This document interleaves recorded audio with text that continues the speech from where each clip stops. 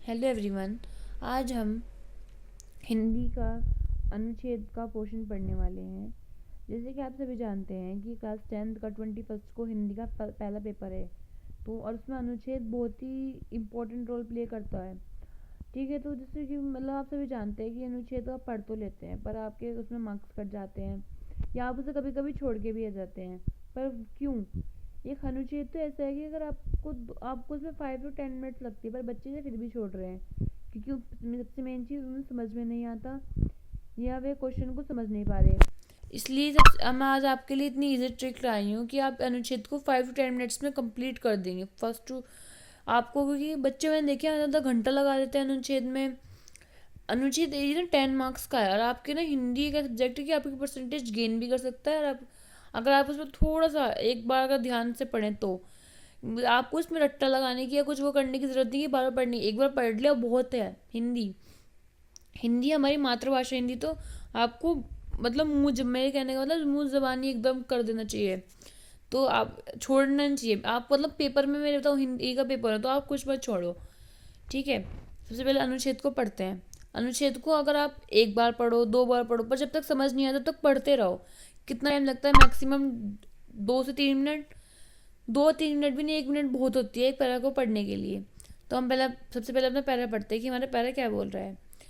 जो लोग अपनी असफलताओं के लिए या जीवन में गतिरोध के लिए भारी हालातों को जिम्मेदार ठहराते हैं, वे लोग या तो गलती है या हालात से डरते हैं। वे या तो जीवन को समझ नहीं पाए या उलझनों में फंसे हुए हैं। वे या तो आलसी हैं, आक्रामण्य हैं। एक कारण और भी हो सकता है कि उनकी नीयत और नीति में मेल ना हो। ये अति आवश्यक है कि नीयत और नीति दोनों एक सूत्र में पिरोई हुई अर्थात मेल खाती हों। ऐसा कदम भी संभव नहीं। और नियत मानसिक इच्छा है जो खोटी भी हो सकती है और खरी भी।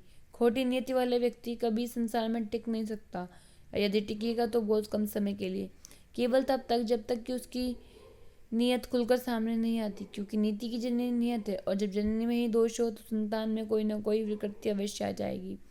हालातों को सफलता के लिए जिम्मेदार ठहराना ठीक नहीं लगता, क्योंकि हालात तो उनके साथ भी वही होते हैं या लगभग वही होते हैं जो सफलता प्राप्त करते हैं। यदि कोई व्यक्ति अपनी असफलताओं की जिम्मेदारी खुद नहीं ले सकता तो वह अपनी सफलता की जिम्मेदारी लेने के काबिल नहीं। जीवन का असली आनंद तो तभी है जब परिस्थितियाँ विषम हो। हमें पता चल गया कि इस अनुच्छेद में बोल लगा है सफलता और असफलता व्यक्ति के लिए। जो सफलता पूर्वक इंसान है वो कभी भी हालतों को दोष नहीं देता। वे अपने आप में कमी काटता है कि हाँ ऐसा मतलब कि मेरे में कुछ कमी होगी। और जो असफलता व्यक्ति होता है वे हालातों को दोष देता रहता है, सब चीज़ में खोट निकाल देता है, पर अपने आप में खोट नहीं निकालता कि हाँ, एक बहाने बनाता है कि आज का काम कल कर दो, कल का। पर जो सफलतापूर्वक इंसान है उसका कहना है कि कल करो सो आज, आज करो सो अब। ठीक है, अब हम सबसे पहले हमको समझ में आ गया होगा ये क्या कहना चाह रहा है, ये अनुच्छेद क्या बोल रहा है, किसके चीज़ के बारे में बोल रहा है। अब हम अपना पहला क्वेश्चन पढ़ते हैं। इसमें पहला क्वेश्चन में है कि किस तरह के लोगों की नीयत और नीति में मेल नहीं रहता। आक्रमण्य व आलसी लोग, हालत को जिम्मेदार ठहराने वाले लोग, जीवन को ना समझने वाले लोग या जीवन को खुलकर जीने वाले लोग। जैसे कि हमने अभी पैराग्राफ पढ़ा है, तो इसमें आप एक पैराग्राफ पढ़ा है, अगर आपने ढंग से पढ़ा होगा तो आपको साफ साफ दिख रहा होगा कि इसका आंसर हमारे पैराग्राफ में फर्स्ट पैराग्राफ में ही, फर्स्ट पैरा में ही है। मैं अंडरलाइन करती हूँ, आप देखना। देखिए यहाँ से पढ़ना, फर्स्ट लाइन से पढ़िए। जो लोग अपनी सफलताओं के लिए या जीवन में गतिरोध के लिए भारी हालातों को जिम्मेदार ठहराते हैं, वे लोग या तो गलती है या हालात से डरते हैं। आइए ना, हालात से डरते हैं। वे या तो जीवन को समझ नहीं पाए या उलझनों में फंसे हुए हैं। वे या तो आलसी या आक्रमण्य हैं। यहाँ से देखिए ना, पहला हमारा देखिए हमारे ऑप्शन में भी मैं 3 पॉइंट, आक्रमण्य व आलसी, आलसी आक्रमण्य। हालात को जिम्मेदार ठहराने वाले लोग, हालात को जिम्मेदार, ये रहा, भारी हालतों को जिम्मेदार ठहराते हैं। सेकंड, थर्ड देखिए, जीवन को ना समझने वाले लोग, ये रहा, वे या तो जीवन को समझ नहीं पाए।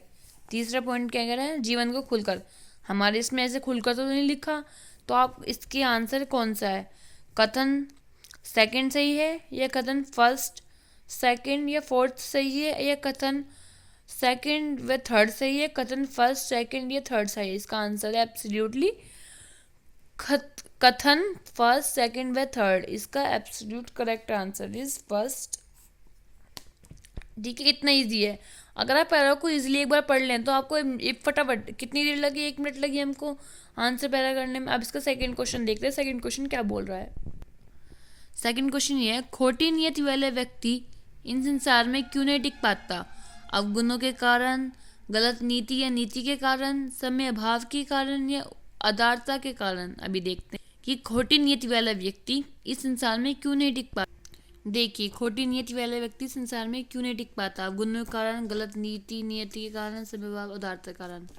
इसका आंसर आपको, अगर आपने पढ़ा तो आपको इस वजह से मुझे एकदम मिल गया इसका आंसर। देखिए गाइस, इसका आंसर आपको इसके पैरा सेकंड में ही है, सेकंड की आपको मिलेगा इसकी। ये यहाँ से पढ़िए, हमने यहाँ से ये रहा, खोटी नियत वाले व्यक्ति कदापि संसार में नहीं टिक सकता, और यदि टिकेगा तो बहुत कम समय के लिए, केवल तब तक जब उसकी नियत खुलकर सामने नहीं आती, क्योंकि नीति की जननी नियत है, और जब तक जननी में ही दोष हो तो संतान में कोई ना कोई विकृति अवश्य आ जाएगी। मिल गया ना आपको उसका आंसर इरा? क्योंकि नीति की जननी नियत है, और जब जननी में ही दोष हो। ऑप्शन में देखते हैं हमारे ऑप्शन में क्या आंसर है। हमारे ऑप्शन में अवगुणों से ना गलत नीति या नीति के कारण, यस हमारा आंसर है गलत नीति या नियत और नीति के कारण। अब देखते हैं, असफलता के लिए किसी जिम्मेदार ठहराना ठीक नहीं माना गया है। आइए देखते हैं किसे ठहराना ठीक नहीं माना गया। कि हमने पहले पढ़ा तो हमें साफ साफ दिख रहा है, हमारा पहला सेकंड में साफ साफ दिखा है, हालातों को असफलता के लिए जिम्मेदार ठहराना ठीक नहीं लगता, ठीक नहीं। हमारे ऑप्शन में देखिए, काबिल व्यक्ति को, हालातों को, ईश्वर को। साफ साफ दिख रहा है कि हालातों को ठहराना ठीक नहीं लगता है। जैसे कि हमारे पैरा में तो आपको दिख ही रहा होगा हालातों को। आइए फोर्थ चेक करते हैं। फोर्थ क्वेश्चन बोल रहा है कि लेखक ने नीति की जननी किसे कहा है? व्यवहार को, नियत को, समय को, सोच को। आइए देखते हैं, हमारे सेकंड पैरा से ऊपर ही देखिए, सेकंड पैरा के ऊपर साफ साफ दिख रहा है, क्योंकि नियत की जननी नियत है। ये देखिए क्या हमारा है राइट आंसर। फिफ्थ क्वेश्चन बोल रहा है कि इसमें असर्शन रीजनिंग है कि पहला असर्शन, जीवन का असली आनंद विषम परिस्थितियों में ही मिलता है।